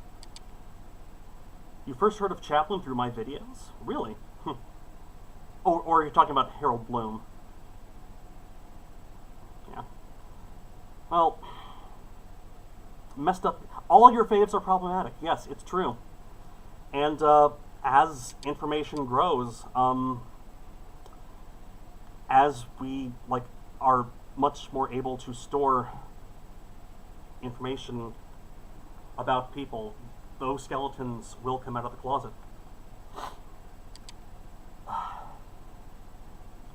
We will see everyone's skeletons eventually, because yeah.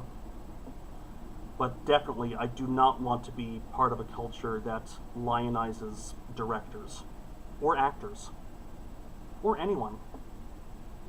And I also don't want to separate the art from the artist. I mean, the artist made the art, unfortunately. People have done terrible things who make art. People have done terrible things who run countries, for example. Why are there so many pervs in Hollywood? Well, Zizek does call cinema the ultimate pervert art form.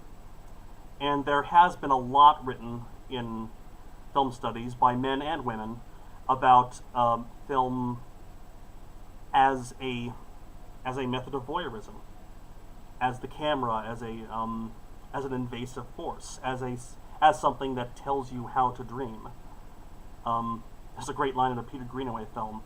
Two characters are watching Federico Fellini's 8½, and it's the scene where a bunch of prepubescent boys are watching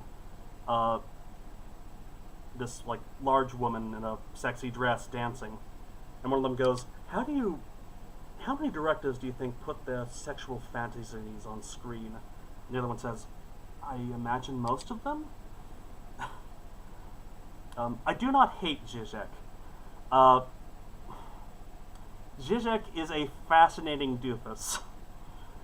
He has some great insights, and he has a lot to say about how ideas perpetuate themselves and how ideology perpetuates itself. But also he's racist and transphobic, and these things need to be addressed about him, and they need to be called out when they happen.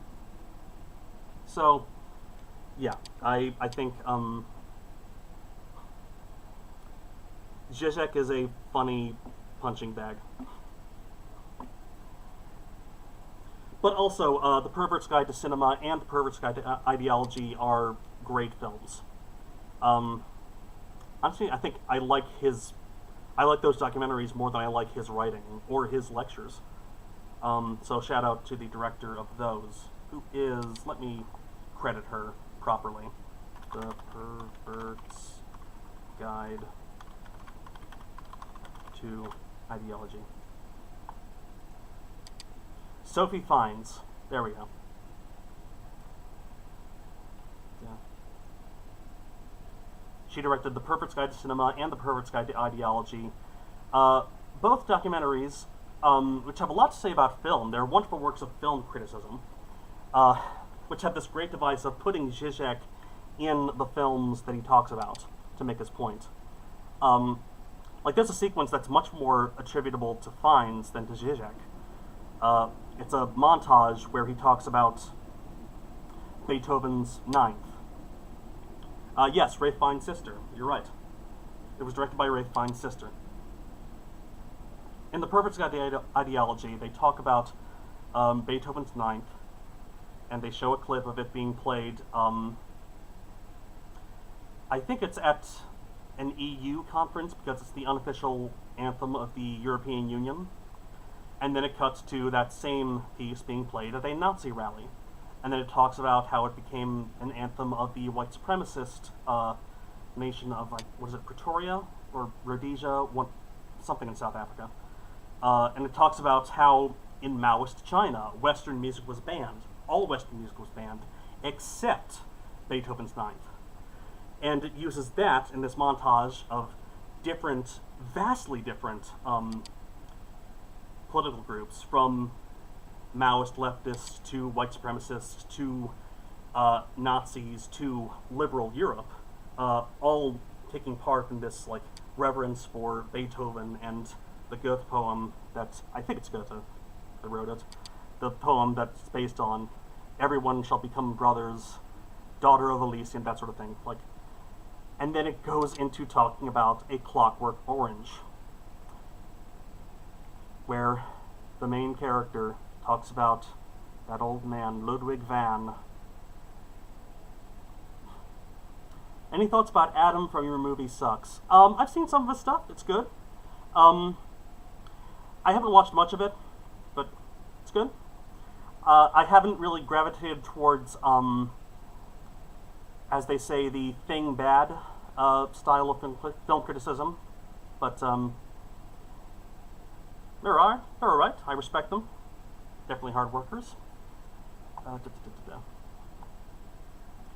Would I ever talk about music in films like with Bohemian Rhapsody or Rocket Man? Possibly. I mean, I did once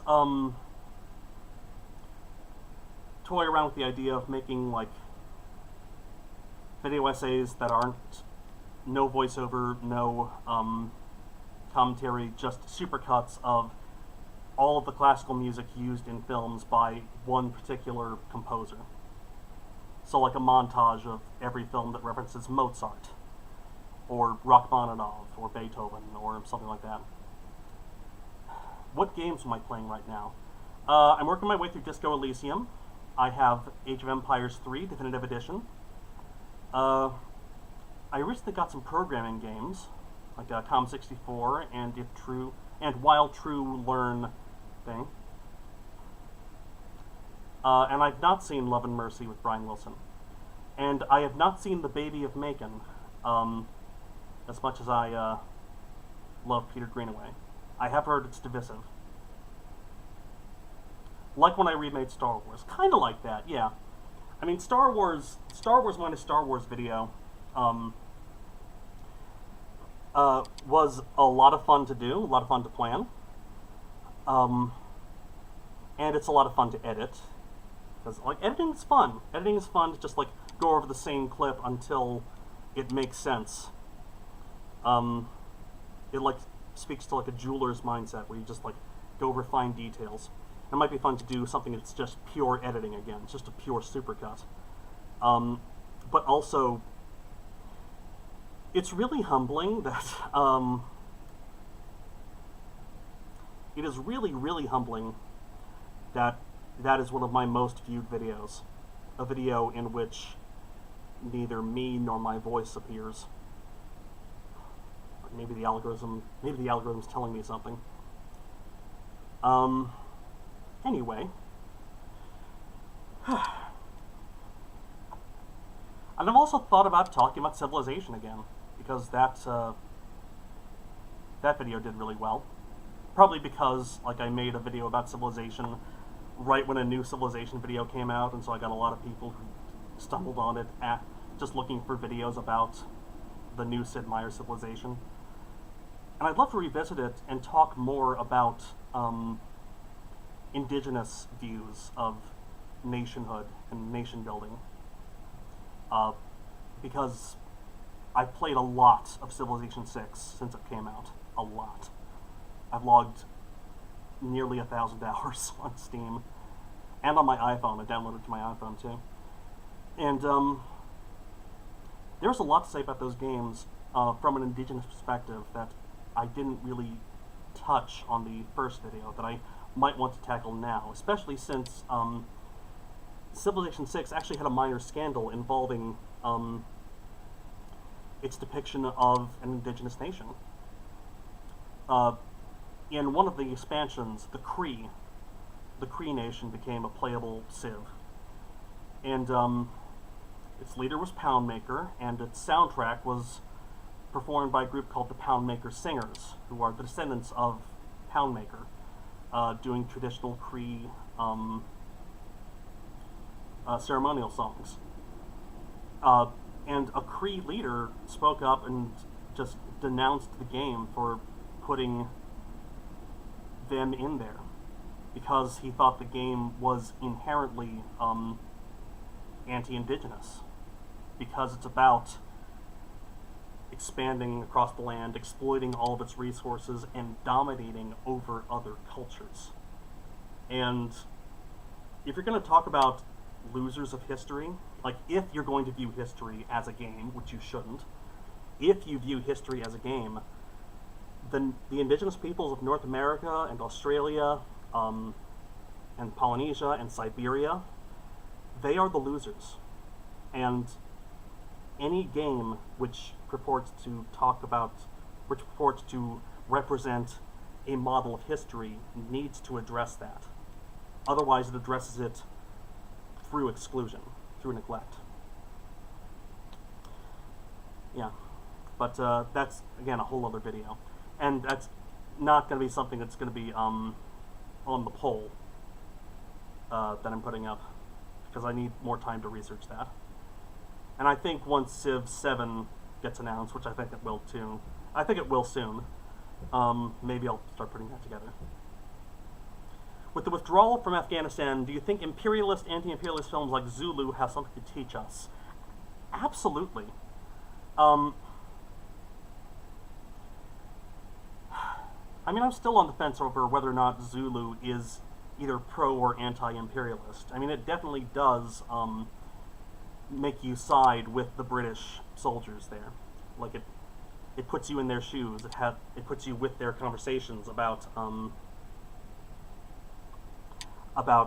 fighting, and it does make you root for them, even though you know that they do not belong there, that they are encroachers on their territory.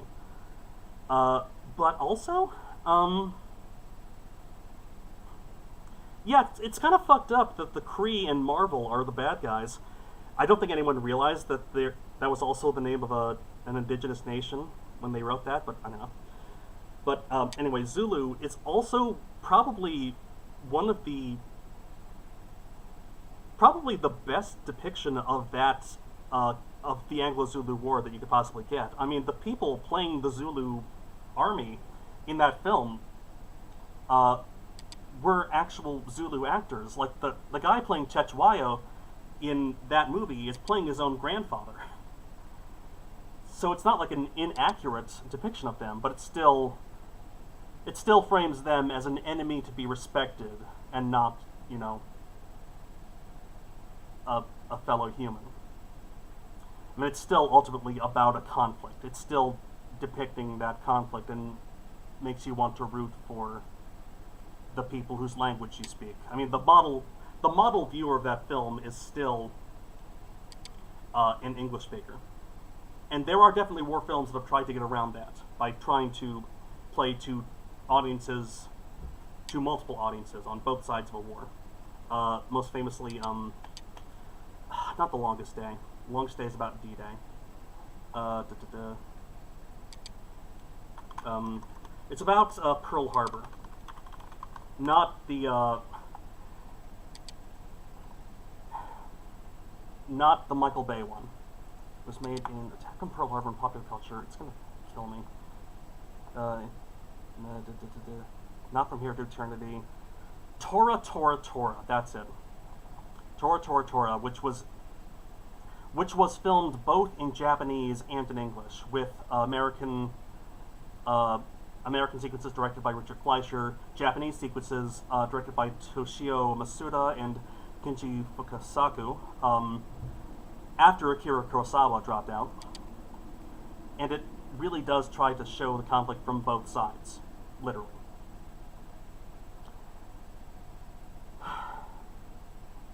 I'm inclined to agree with that interpretation of Civ by Melton Toutousis, the Cree man who spoke up. I can't think of a single sim strategy game that actually makes American Indian kinship systems or development an option. Absolutely true. Absolutely true. I mean, that is...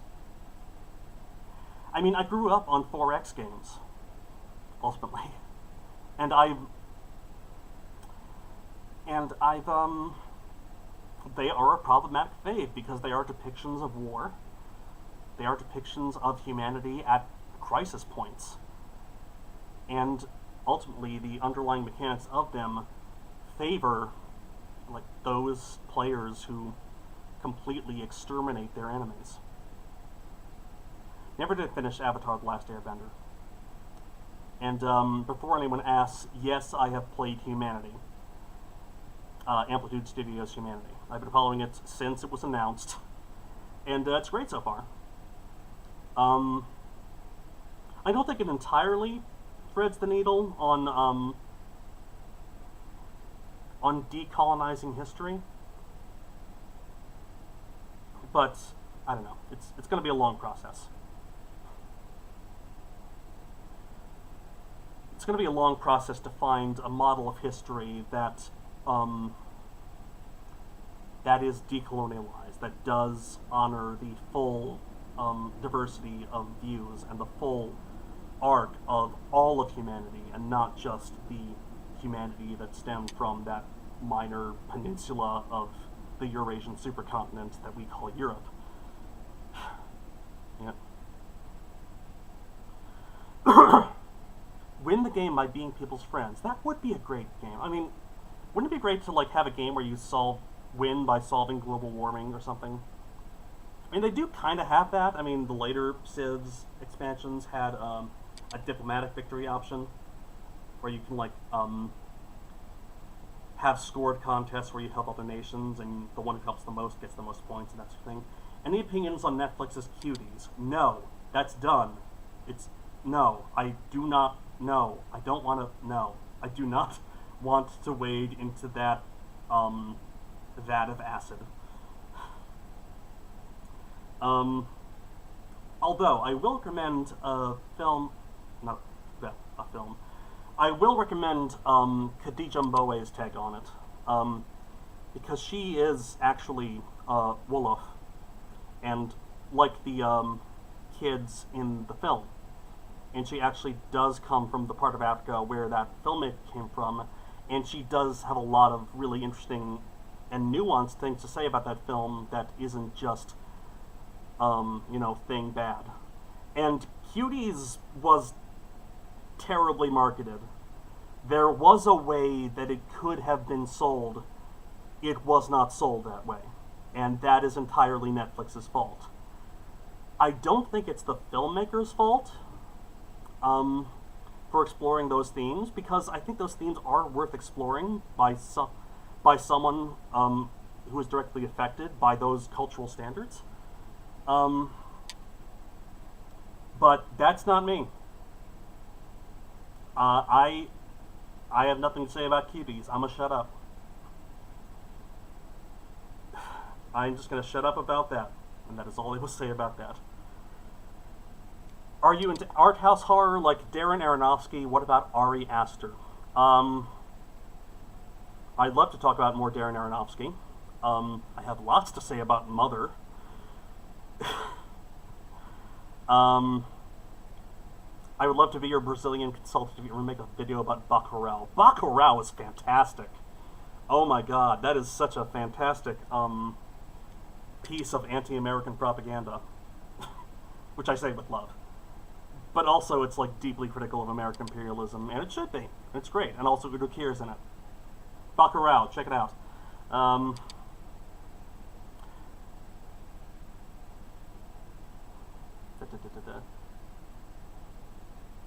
Thoughts about the Leos Carax film on Net? I haven't watched the Net yet. I need to set up my Amazon Prime account on my TV before I can do that. Mishima, Life in 4 Chapters. I have seen that. I need to watch that again. Did you Dons who don't wear pants? I don't know what that means. And Ari Aster. Ari Aster, I mean, elevated horror is a bullshit term anyway. The horror discourse is not great. Like, the horror fandom is very toxic. I still recommend The Horror Vanguard, the podcast, which talks about horror films as works of critical theory, as like commentaries on society, and gives them great Marxist readings. And I agree with their take. All horror is elevated because horror is about the extremities of the human condition. And all that we're getting now with quote-unquote elevated horror is horror that doesn't fall into the same mimicry of John Carpenter and Wes Craven that every filmmaker with dreams have been copying since the 80s. That's all. I mean, that's all that Ari Aster and his ilk are doing. They're just not copying John Carpenter or Wes Craven. That's all. Have you checked out the moves of some Quebec filmmakers? I need to check out more Xavier Dolan, Denis Villeneuve, and Philippe Fardelot. I mean, Denis Villeneuve is fantastic. I loved Blade Runner 2049. I loved Arrival. But I need to see their Quebecois work. I mean, yeah, it's a marketing term. It's that classic problem of artists getting shit for decisions that marketing teams came up with. Oh, Scaredy Cats is really good. Shout out to Mildred. Thoughts on Us? Us, good. Us, very good. Jordan Peele, good. I even liked some episodes of Jordan Peele's Twilight Zone.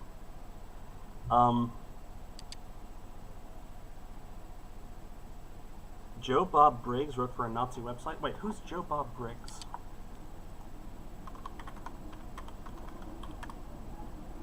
Oh, is he the guy who came up with elevated horror?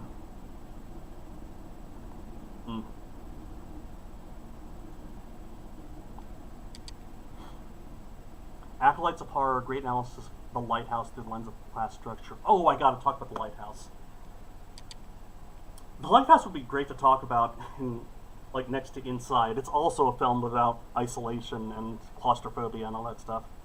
Any thoughts on Dune, or still too early? I have not seen Dune. The Denis Villeneuve Dune. I haven't seen the new Candyman either.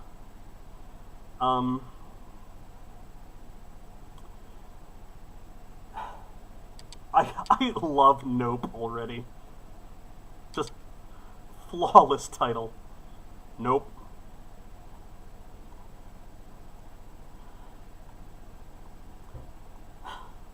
Jordan Peele's Nope. I think I joked on Twitter. He's gonna follow it up with Jordan Peele's Bruh.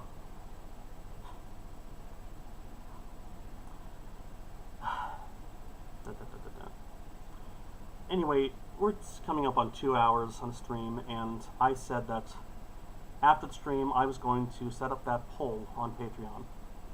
So I'm going to go ahead and do that. I'm going to keep answering questions for a little bit, but I have not seen the Nathan Lane Andrew Garfield stage adaptation of Angel of America, because I can't see stuff on Broadway. It's just the tickets are so expensive. I do not doubt it was amazing. Jordan Peele's yeah.avi. Jordan Peele's sheesh. Love that.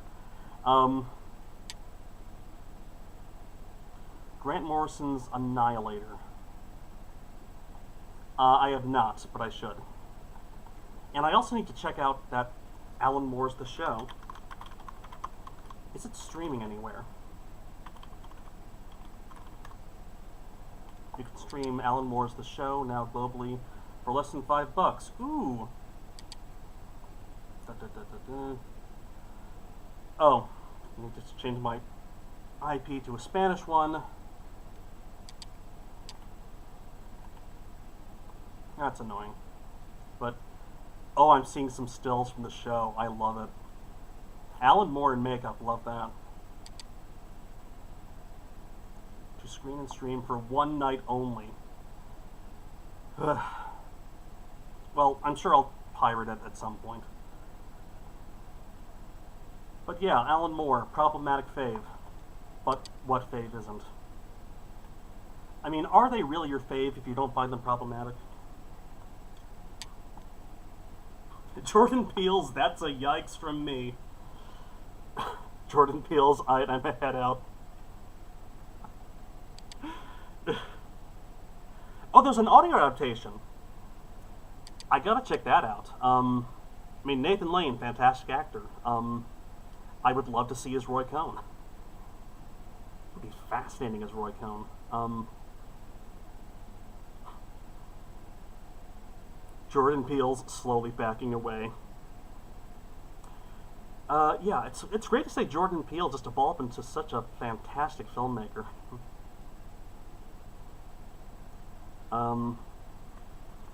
Yeah. Actually, I wish it was in higher quality. I could have used Jordan Peele's Svarta Pete sketch that he did for Boom Chicago. He and another black comedian who was part of this American expat comedy group in Amsterdam called Boom Chicago. Jordan Peele played Svarta Pete, and he did a rap about how he was taking over Sinterklaas, and he's the boss, and he's going to make Sinterklaas go down the chimney. It was very... Anyway. Jordan Peele's gif of Homer Simpson backing into a shrubbery. I'm just seeing that as the poster.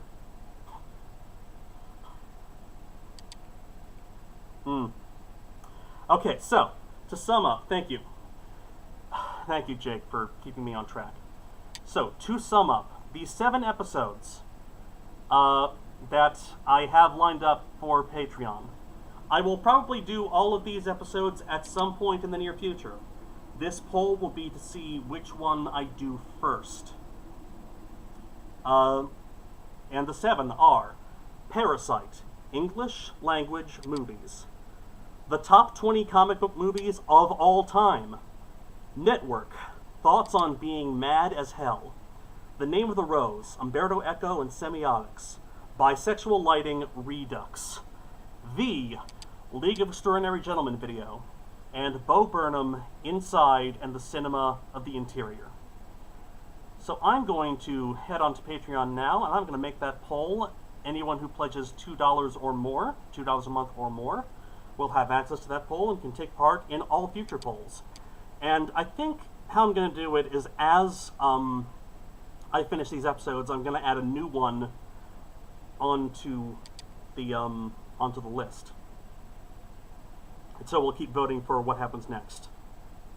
So that way, it'll give me, one, a much more direct connection to the audience who have, like, way more control over my work schedule, and 2, it gives me direction. So, It is 4:06 right now. I have been streaming for over 2 hours now. Thank you all for coming by. Thank you all for coming by. And I think in the near future, maybe I should stream Ribbon on this channel. I mean, part of the reason why the algorithm hates me is because I streamed Myst, and I streamed Elsinore after that, and apparently the algorithm hates it if you do, like, video essays and live streaming on the same channel, because the watch patterns for those things are so very different, and it just confuses the algorithm. So, anyway. The great work continues. Do you do approval voting where everyone gets to pick for as many as they want? If that's an option on Patreon, definitely. Again, that's going to go up. You'll probably see it as a post on this channel. I'll post that as soon as I finish streaming. So, thank you so much for coming out. It's great talking to you all. We should do this more often, honestly. We should do this more often. Thank you for indulging in my parasocial relationship with you. Alright, DTF stands for Death to Fascism and Life to All That Is Not It.